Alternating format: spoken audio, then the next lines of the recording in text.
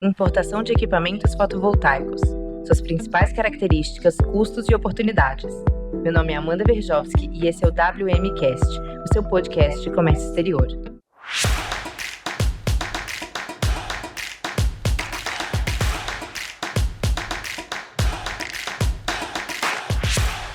Hoje estamos aqui recebendo a Maria Emília, uma pessoa super especial, analista de comércio exterior que atua há mais de 10 anos na área. Bem-vinda, Maria! Como você está? Oi, Amanda, estou bem, obrigada. E é uma satisfação muito grande participar desse episódio. Que bom. O prazer é nosso. Maria, a gente vai iniciar nossa conversa falando da atualização das NCMs para diversos itens do setor fotovoltaico que aconteceu no ano de 2022. Isso mexeu bastante o mercado e deixou muita gente com dúvidas e tudo mais.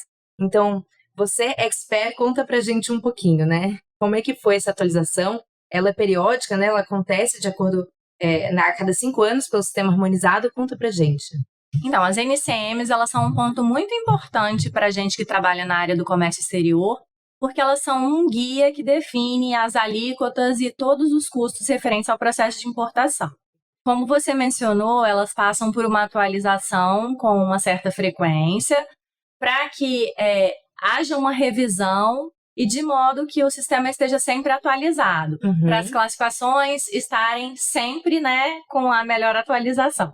Não, perfeito. E nesse sentido, é muito importante que seja feito o preenchimento correto, né, das NCMs, principalmente no momento do registro da DI, que é a Declaração de Importação. Isso, porque isso evita que a gente tenha qualquer tipo de problema com a fiscalização. É super importante que a classificação seja feita corretamente desde o início, para que o produto que está sendo importado ele seja exatamente pertinente àquela classificação fiscal, de modo que a gente consiga recolher os tributos com as alíquotas corretas e da forma correta para não haver nenhum tipo de problema com a Receita Federal.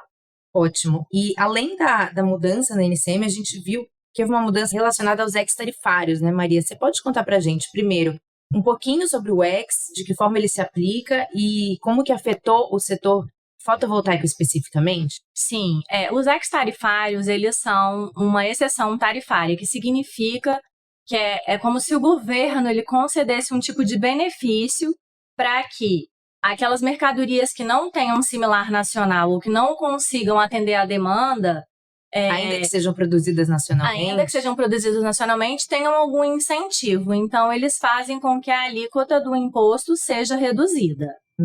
Para 0 ou para 2, do imposto de importação. Perfeito. E no caso dos módulos, a gente viu também uma mudança no IPI, não foi isso? Isso. Agora, com a atualização da TIP, que é uma tabela do IPI, houve uma mudança nesse ano. E para o registro de DI, a gente consegue utilizar um EC 01. O IPI antes ele era zerado e agora ele não é. Mas você colocando esse EC, que é essa exceção, 0,1%, você consegue permanecer com o mesmo benefício. Ou seja, a alíquota, no caso dos módulos, de IPI se mantém 0, respeitando a exceção 0,1. Exatamente, isso aí. Perfeito. E no caso dos inversores, como que isso acontece? A mudança ocorreu realmente apenas com relação ao número. Então, na TEC, que é uma tabela que existe hoje para a gente consultar as alíquotas, eles estão apenas modificados de número. Então, isso é importante para a gente ver quando a gente consulta as NCMs, para que a gente respeite as sequências. Mas eles continuam válidos. Então, só para o nosso ouvinte entender, o ex, ou seja, a exceção tarifária, ela se mantém, ou seja, a descrição se mantém, mas o número correspondente a essa característica e essa descrição que mudou de ordem. Exatamente. E agora, falando especificamente das importações, hoje no Brasil, diversos fabricantes, e exportadores desses equipamentos já possuem as suas cargas no Brasil em regime de entreposto aduaneiro. Ou seja, essa carga está no nosso país pronta para ser nacionalizada. Como que funciona esse processo? E o que o entreposto aduaneiro significa? O entreposto aduaneiro ele é um dos regimes especiais da Receita Federal e ele serve basicamente para aqueles importadores que não tenham condição de nacionalizar a mercadoria de forma total, fazer isso parcialmente. Então, eu sou um importador, mas o meu cliente, ele pediu para que eu traga uma mercadoria, ele não consegue fazer aquilo tudo de uma vez. A gente vai particionar, isso vai estar dentro de um regime de entreposto aduaneiro que foi uma admissão de entreposto aduaneiro que foi feita, e aí eu vou conseguindo fazer nacionalizações parciais, de modo que, com essa suspensão dos impostos que eu tenho, À medida em que eu for nacionalizando, eu vou fazendo o pagamento. Perfeito. Então, só para ver se eu entendi. No caso do fabricante, ele mantém o estoque no Brasil sob o regime de entreposto aduaneiro. Uhum. Nesse sentido, as alíquotas, né, referentes aos impostos são suspensas, então não há de fato desembolso.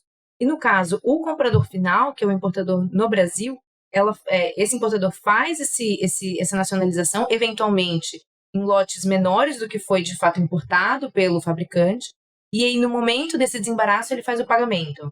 Correto. Quando ele for fazendo as nacionalizações, os registros das declarações de importação, os impostos vão sendo recolhidos. E nesse sentido, eu enxergo também uma oportunidade em relação ao importador no Brasil ter maior controle sobre a taxa do dólar a qual será feito tanto o pagamento da mercadoria quanto dos impostos, certo? Correto. Ele pode avaliar o melhor momento para ele conseguir fazer com base nessa variação de informações. E uma outra vantagem do entreposto aduaneiro é também na questão logística, porque você otimiza o seu tempo. Já que a mercadoria vai estar aqui no Brasil, então você não precisa esperar que ela seja produzida lá fora, você também não precisa esperar o tempo em que ela vai demorar para vir de lá até aqui, e isso é um ponto crucial, porque para determinados tipos de ramos, né, as atividades são muito rápidas, muito dinâmicas, Uhum, isso. verdade. Então, isso é muito bacana. É uma excelente oportunidade. Outro tema que eu queria comentar com você, Maria, é sobre os incoterms, né? Então, no processo de importação e exportação, a gente vê diversos incoterms incidentes e eles têm muito a ver com as responsabilidades, né? Então, nesse sentido, além das obrigações entre comprador e vendedor.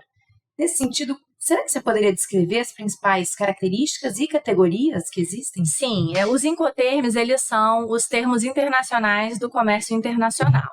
Então, eles servem basicamente para que as responsabilidades, como você bem falou, sejam definidas entre o comprador e o vendedor. Uhum. Esse contrato de venda é estipulado dessa forma.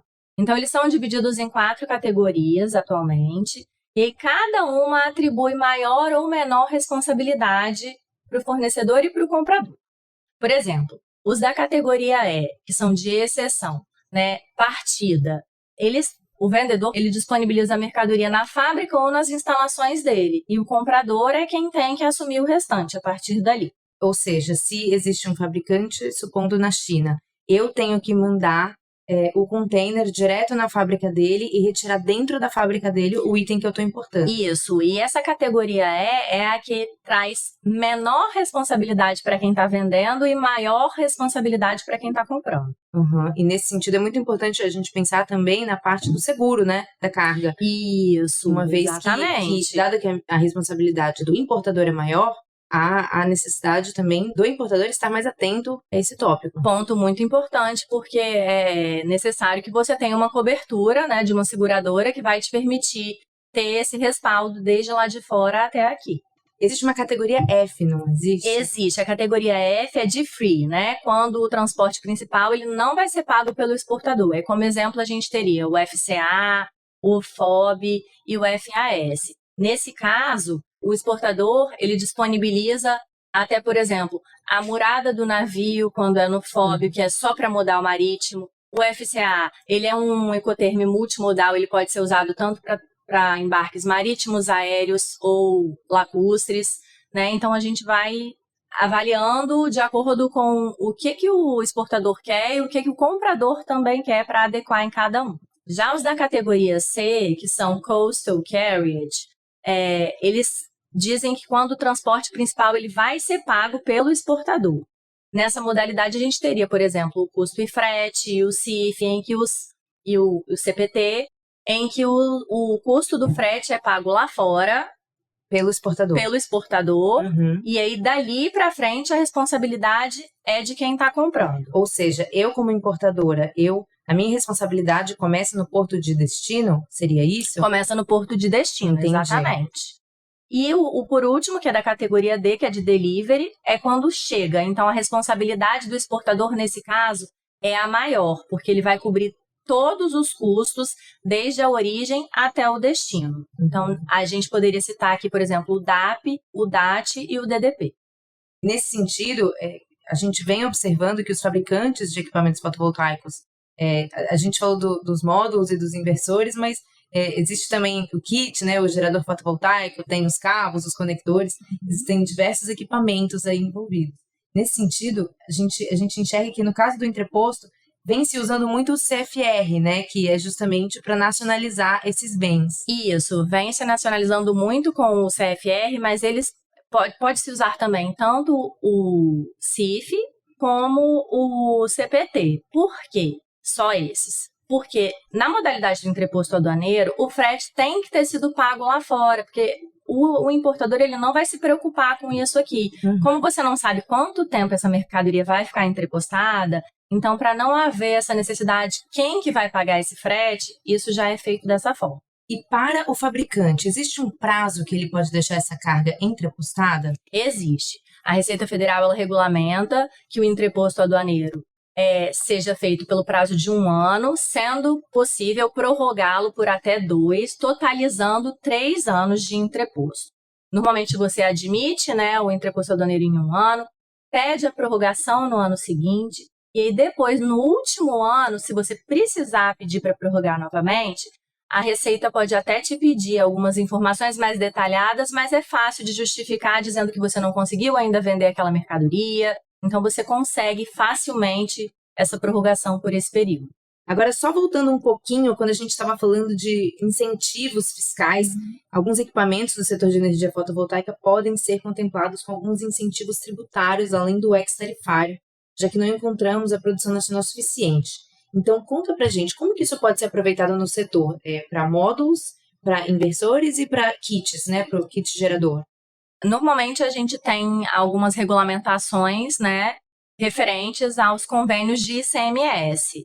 Para o caso dos módulos, em função de um convênio do ICMS, que é o 10197, que foi prorrogado até 31 de dezembro de 2028, por causa de um outro convênio de ICMS, então você não tem o pagamento do imposto. Para kits geradores fotovoltaicos também? Para kits geradores fotovoltaicos também.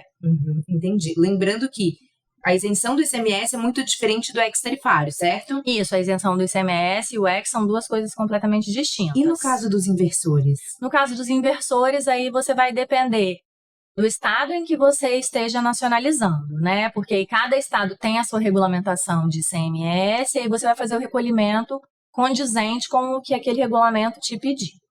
Não necessariamente você vai ter uma alíquota zero. Você vai ter algum tipo de benefício. Você pode ter, dependendo do estado, por exemplo, aqui no Espírito Santo, você tem o Fundap, então você usa o benefício. Em Santa Catarina você tem um outro. Então, assim, vai depender de acordo com cada estado. Entendi. Ou seja, existe a possibilidade de ser reduzido o ICMS na importação de inversores? Existe. E aí, aqui na WM, inclusive, a gente tem esse diferencial. Que a gente faz todo um estudo para avaliar qual que é o melhor cenário para quem nos procura, para ver, dentro das tantas filiais que nós temos, qual é a mais adequada, por onde o cliente consegue ter um benefício em que ele consegue reduzir os custos da importação dele e fazer com que o negócio dele tenha um poder mais lucrativo. Perfeito. E para terminar, assim, quais são os principais custos e impostos? Não estamos falando de alíquotas, só dos impostos em si, incidentes para os módulos e inversores fotovoltaicos. De forma geral, todos os produtos que a gente tem em importação, nós temos alguns impostos, né? Quando vai ser feita a nacionalização dessa mercadoria.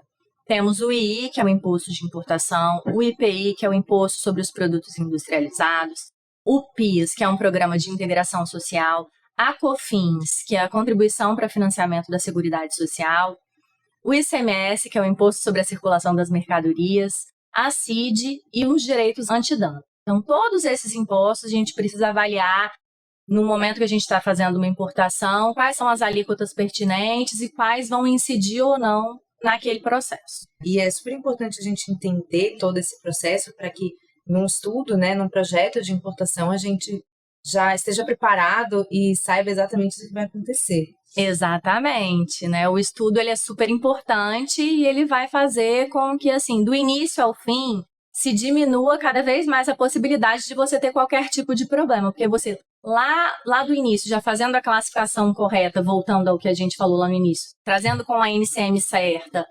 verificando quais são as alíquotas, se beneficiando, né, do que os impostos podem ser reduzidos para que se consiga um menor custo, a importação fica muito mais fluida, muito mais tranquila e o resultado para o cliente também é o melhor. Que ótimo! Eu queria agradecer a Maria por ter aceitado o convite, de conversar um pouquinho com a gente, dividir seu conhecimento e sua experiência. Muito obrigada, Maria. Imagina, Amanda, eu que fiquei muito feliz de ter tido esse convite, de ter podido participar, contribuindo um pouquinho para poder passar as informações da nossa rotina, né? Não, muito, muito top. Nosso agradecimento também vai para você que esteve do outro lado acompanhando toda a nossa conversa e se interessando por esse tema. E se você ainda estiver com alguma dúvida, você pode sempre nos contatar no e-mail wmcast@wmtrading.com.br.